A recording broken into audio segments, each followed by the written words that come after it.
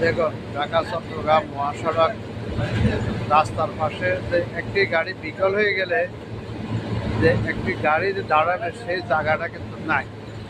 যে কোনো সময় যে কোনো গাড়ি বিকল হইতে পারে।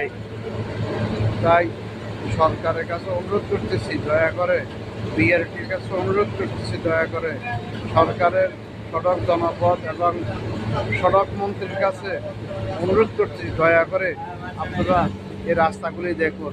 দেখুন, রাস্তার মাঝখানে গাড়ি পার্কিং করে থাকে এবং আপনারা যারা সড়কের দায়িত্বে আছেন, দয়া করে আল্লাহর হস্তে দেখুন সড়কের পাশে কোনো প্রকার একটি গাড়ি যে দাঁড়াবে সেই ব্যবস্থাটা নাই।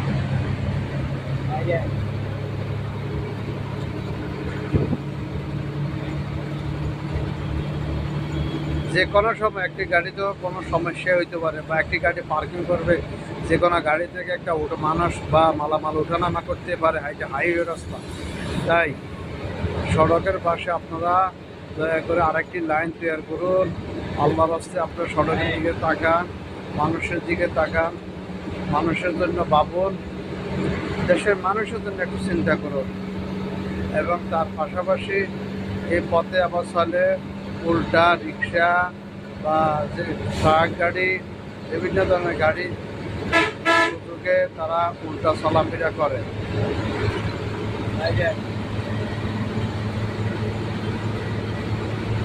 দেখুন,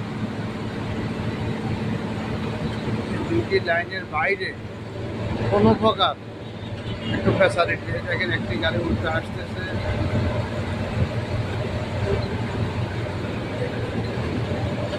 যখন দুইটা গাড়ি রোডে থাকে, একটি গাড়ি উল্টা আসে, তখন অসহায় হয়ে যায় ড্রাইভার যারা লিগেল পথে আসে।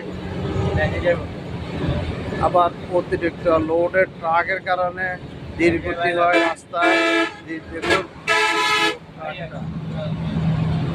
ধীরগতি হয়ে যায়, যাতে করে যে দ্রুত বা নর্মালভাবে যে বাসগুলি যাবে বা একটা অ্যাম্বুলেন্স যাবে, কিন্তু তারা সেই সুযোগ পায় না।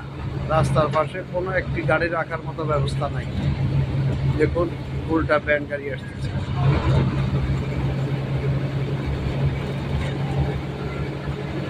তাই ভিডিওটা লাইক, শেয়ার, কমেন্টস করে দিবেন।